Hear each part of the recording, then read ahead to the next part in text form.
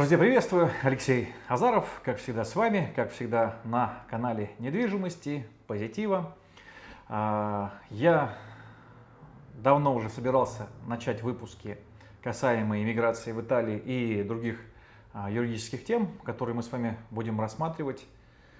Надеюсь, у меня хватит времени для того, чтобы все их подробно рассказать, потому что их у меня уже собралось для вас около 110 тем уже. Раньше было 50, и каждый раз я все дописываю актуальные темы, которые, мне кажется, для вас были бы интересны. Сегодня мы поговорим про самый элементарный документ, но самый значимый, важный, без которого вы, как иностранец, не сможете сделать очень многое, да, в принципе, естественно, как и итальянец. Вот. Мы поговорим про фискальный код.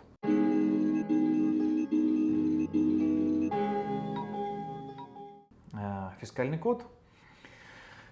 Давайте его рассмотрим поглубже. Я вам расскажу, как его делать, где его делать, как его получать, как его пользоваться и для чего вообще он нужен. Вот. Итак, начнем немножко с истории. В далеком 1973 году указом президента на республике от номера 605 29 сентября 1973 года входит в оборот данный фискальный код для того, чтобы привести и физические, и юридические лица в более эффективное русло и сделать нормальный налоговый реестр. Вот. Фискальный код назначается и выдается только в основном налоговыми органами. Вот. Ну а также еще выдается при необходимости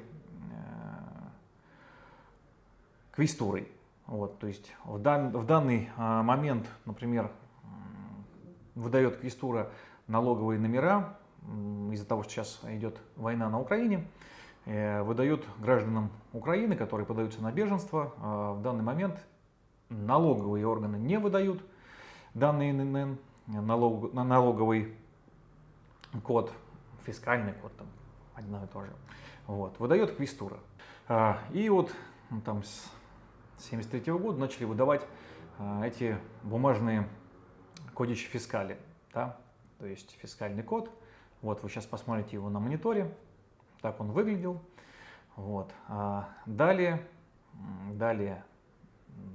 следующая эволюция была уже сделана с пластиковой карточкой, да, вот такой вот с магнитной полосой. И я уже, когда сюда в наши дни, как бы 13 лет назад, я получил вот такую вот карточку пластиковую, вот, также фискальный код. В данный момент все это уже эволюционировало, в наши дни уже пластиковая карточка фискального кода была окончательно заменена и интегрирована в карту здоровья, Тессера Санитария, вот, для тех, кто имеет на нее право, естественно. Вот. Кто на нее не имеет права, то есть осталась также эта зеленая карточка. Вот. Некоторые вообще ее не получают, есть в электронном виде из налоговых органов данный фискальный код. Законодательством, регулирующим методы расчета фискального кода, является постановление Министерства финансов от 23 февраля 1976 года. Система кодирования субъектов, подлежащих регистрации в налоговом реестре. Это значит, что данный фискальный код будет состоять из 16 буквенно-цифровых символов.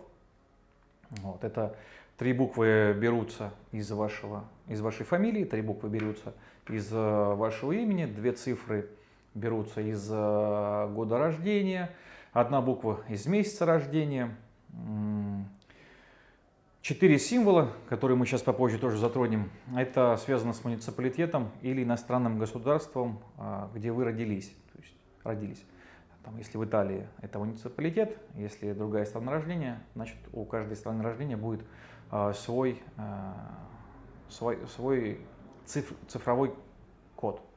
Вот. И последняя буква – это буквенный символ, использованный в качестве контрольного знака. Чтобы, если вдруг мы с вами, там, Алексей Азаров, оба родились, я в Казахстане, он в Казахстане, в один и тот же день, чтобы все равно в любом случае налоговый код никогда не был одинаковый. Для юридических лиц, таких как компании или организации, это число состоит из 11 цифр. Вот, называется партита ИВА. Например, уже у нашего агентства также есть партита ИВА. Она состоит из 11 цифр. Вот, 016, 0098, 0088. То есть это наш налоговый код, где мы, когда, например, делаем фактуру, всегда его называем, и нам делают на основании этого кода фактуры для моего предприятия. Вот.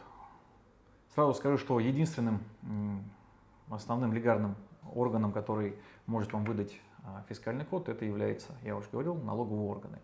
А также допускается в отдельных случаях, как, например, сейчас из-за войны на Украине, фискальный код выдает квестуры. То есть гражданам Украины, которые сейчас приезжают и просят беженство, временное беженство, в Италии выдает не налоговые органы, а выдает непосредственно квестура. Например, мы находимся в Сан-Ремо, и квестура города Империи, к которой мы присоединены, она выдает данный фискальный код. Для получения фискального кода вам необходимо иметь паспорт, вам необходимо иметь действующую визу Шенгенского союза, если вы не в странах Шенгенского союза.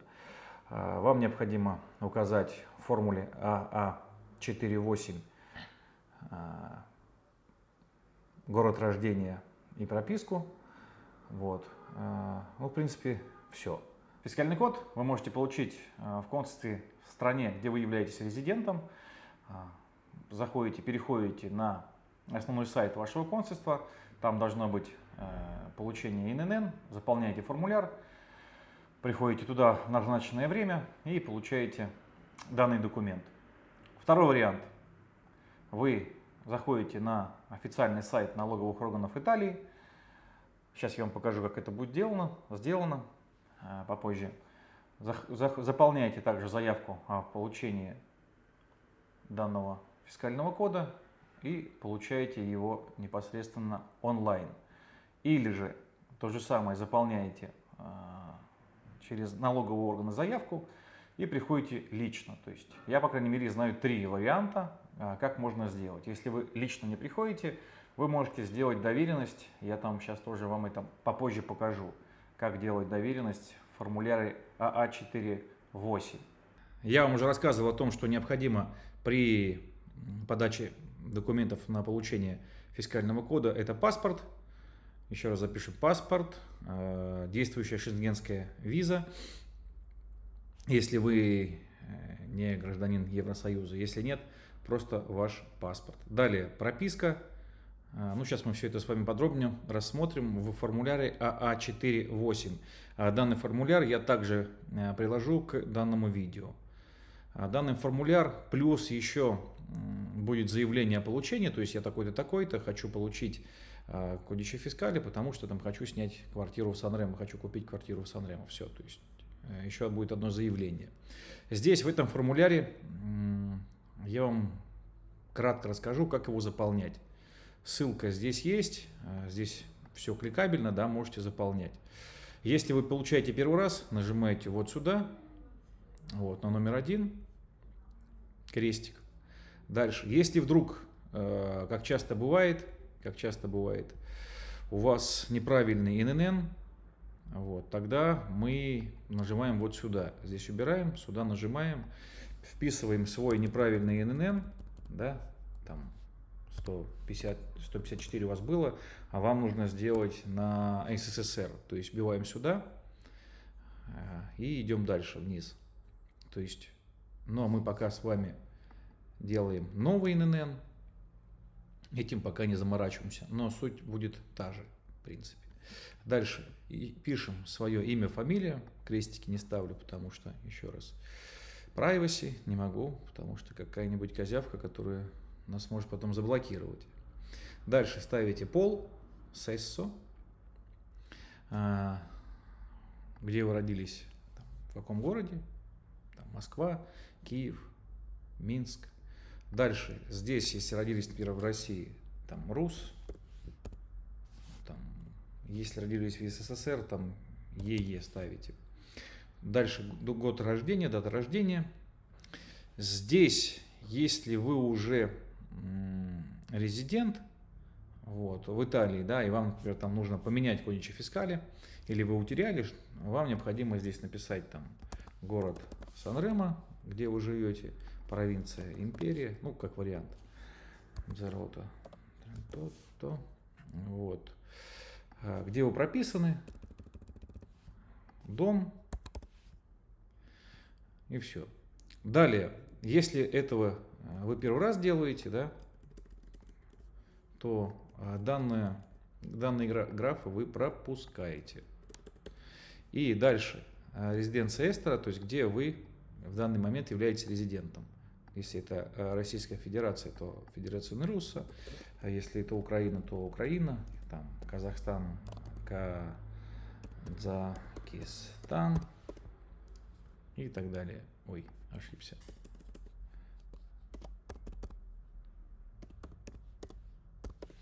Вот. Дальше, какой город, где вы являетесь резидентом, его индекс и адрес. Все. Дальше идем. Если вы это подаете сами, то делега, да, то есть это делегировать полномочия, кто-то за вас может получить. Например, мы, когда вам будем посылать данные документы, мы всегда указываем, что вы, имя, фамилия, делегируете там, мне, Азарову Алексею, сделать кодичи фискали. Вот. Кодичи фискали здесь указывается мое. И когда вы это, какого числа вы это мне сделали, какого числа вы делегировали, и расписываетесь. Вот. Все, в принципе, вот так заполняется формуляр А4.8. Дальше вы его нам отправляете, то есть мы это заполняем, но если вдруг вы это делаете без нас, то плюс-минус вот так это нужно все заполнять. Здесь нажимаете на стампа, и у вас уже, видите, все это внесено в письменном электронном виде. Вот, нажимаете печать и печатается. Если где-то что-то ошиблись или хотите сделать новое, нажимаете удалить все данные, и все сбрасывается. Вы, конечно, можете сами сгенерировать, посмотреть, как он выглядит, данный код. В интернете очень масса есть калькуляторов, которые генерируют. Вот. Но еще раз скажу, да, вы можете предварительно знать свой фискальный код, но он не будет внесен в реестр, налоговый реестр. То есть после того, как вы уже сделаете через налоговые органы данные ИНН, мы сделаем, там, сейчас я объясню, как мы это будем делать и как мы делаем. Вот, после этого тогда является уже существующим и активным. Сейчас я покажу на практике, например, как считать нужно эти коды. Так, начнем с самого элементарного. Это если вы захотели посмотреть, узнать ваш ИНН итальянский. Вот, я скину ссылку, будет внизу в описании данного ролика. К сожалению, не могу конкретно писать имена и фамилии, потому что есть очень добрые люди, которые всегда банят наши ролики и говорят, что мы, в общем, угрожаем обществу и сообществу. Ну, бог с ними. В любом случае, вы вписываете коньемы вашу фамилию, вписываете сюда свое имя, ставите женщина-мужчина, свой пол. Дальше, самое интересное, еще раз повторяю, то, что граждане Казахстана, да, помните, Казахстан, там, не знаю, Узбекистан, Туркменистан, Армения, Таджикистан, ну, Туркменистан, Украина, то есть все родились мы в СССР до 91 года, 25 декабря. Вот, чтобы этого не было путаницы, потому что сейчас вот мы рассчитаем ИНН. Вот, получился, видите, 255. 255. То есть это именно тот, кто родился в Казахстане, но не тот, кто родился непосредственно в СССР. В СССР, чтобы вы знали, это УРСС пишется. Кто не знает, запишите себе на всякий пожарный. Если будут какие-то проблемы, вопросы, запомните УРС. Вот. сейчас здесь должно быть 135, потому что СССР это 135 на конце. Калькула. И, как вы видите, 135. Все. То есть все, кто родился в СССР, должны понимать именно, что их код это 135. И это правильно будет. А если ставить другие, там, например, если ставить то, что у вас Руссия, да, Руссия. Ага, Федерационная Руссо. Тоже будьте внимательны. Федерационная Руссо, то здесь сейчас будет 154. Но это неверно, потому что, еще раз повторяю, вы не родились в Российской Федерации, тогда было именно непосредственно СССР, и должно быть 135 вот здесь вот. То есть это ваши первые три, ваша фамилия, первые три цифры, ваше имя, 80-го, я там 80-го, ваш год рождения, вот, месяц, день рождения, когда 4 цифры у вас, где вы родились, и это контрольная буква. Кстати, опять-таки, с помощью интернета на официальном сайте налоговых органов вы можете проверить свой фискальный код, правильный он или нет, и есть ли он вообще. Итак, заходите на сайт Agenzia delle Entrate, налоговые органы Италии, по ссылочке, которую я вам оставлю в описании данного ролика. Здесь у вас будет информация о том, как проверить свой codice fiscale, да, verifica codice fiscale di persona fisica ogni soggetto diritto da persona fisica. Сюда нажимаете и, например, давайте вобьем мой codice fiscale. Вот мой, видите, 135 R, мой codice fiscale, код безопасности вбиваем.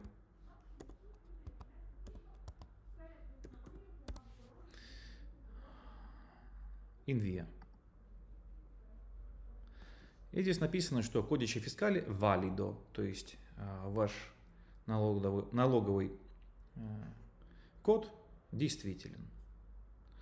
Давайте, например, сделаем ошибку у меня. То же самое сделаем, только я поставлю вместо R, который у меня на конце, Z, ну, например, да, то есть, чтобы вы понимали, как это работает.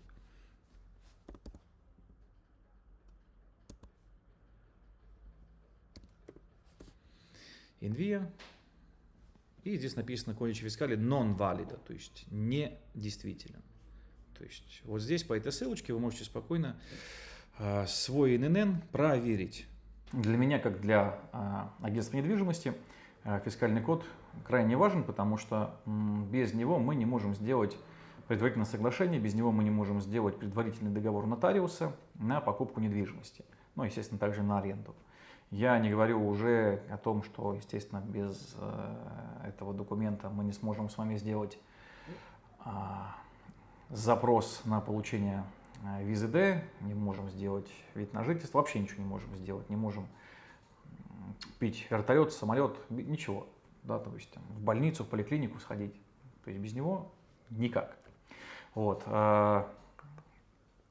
На чем хотел, для чего хочу, это я сделал данный выпуск, заострить внимание на следующем, что очень часто делают ошибки налоговые органы для граждан, которые родились до 25 декабря 1991 года. Да? То есть, как вы помните, эти времена, 25 декабря 1991 года Михаил Горбачев объявил о прекращении своей деятельности на посту президента СССР. Вот. И как бы уже 26-го данной страны уже не было. Хорошее было время, конечно, по крайней мере, мое детство было светлым и счастливым. И так как кто родился в СССР, мы должны знать, что ваш налоговый код в конце 135 должен быть 135. Сейчас, увы, налоговая сейчас полный бардак из-за страны, которой больше уже не существует, которой давно нету.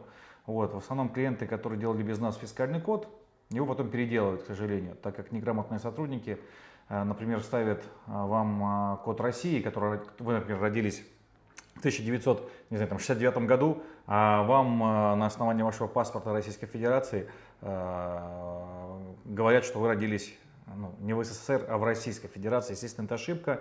И очень часто нотариусы перед сделкой, бывает даже до критических моментов, там, до нервных срывов, говорят, чтобы клиенты переделывали свои ИНН. Это не только касается тех, кто родился в СССР, например, у кого, там, у немцев, например, есть, не только у немцев, у любых людей, у которых есть двойное имя, там, двойная фамилия. Сотрудники налоговых органов часто не учитывают это и вбивают только одно из. И поэтому всегда нужно быть внимательным, когда вы делаете свой ИНН. Вот. У меня у самого было 4 ИНН, потому что, например, когда вы делаете вид на жительство, да, то есть его продляете, например, вы заполняете 2 модуля, первый и второй, смотря у кого какой мотив. То есть я вот заполняю первый модуль, там написано, где вы родились. То есть я пишу, как у меня написано в паспорте, Казахстан, да, потому что написано как в паспорте, потому что паспорт мы тоже прилагаем к документам. Вот. И у меня был правильный ИНН, 135 на конце. Я получал тогда, там, смотрю, номер 255. То есть я родился в Казахстане, робот думает о том, что я там родился в Казахстане, делает мне код 255. Это неверно, то есть должно быть всегда 135. Потом у меня было и 154, что я родился в Российской Федерации, и еще какой-то код непонятный. То есть я, естественно, ходил в налоговую и доказывал, объяснял, что я родился в СССР, и мне дали все-таки в итоге правильный мой фискальный код на конце 135. Вот. Дальше. Также, если вы сделаете неправильный налоговый код, например, будете отправлять деньги здесь там, маме на Украину или еще куда-нибудь, и система скажет, что у вас неправильный налоговый код. Это вот было при мне с клиентами. Вот, там чуть ли не до драки. Им в итоге объясняют, что необходимо идти и разбираться в налоговую. Как мы пойдем разбираться в налоговую, если налоговая уже нам сказала и выдала этот документ правильный. То есть есть такая вот неразбериха, поэтому будьте внимательны. Я вам уже это указал в электронном виде, как нужно контролировать свой налоговый код. На этом с вами прощаюсь, но ненадолго. В следующей серии мы рассмотрим налоги при покупке недвижимости в Италии. Моя основная задача для вас, чтобы вы берегли свои нервы, радовались Италии. Она не такая плохая, как ее пишут за углом. Главное ее знать и понять изнутри. А я, естественно, в этом вам помогу. Пока. Не забываем, что фортуна на нашей стороне. Всегда ваш Алексей Азаров. Чао.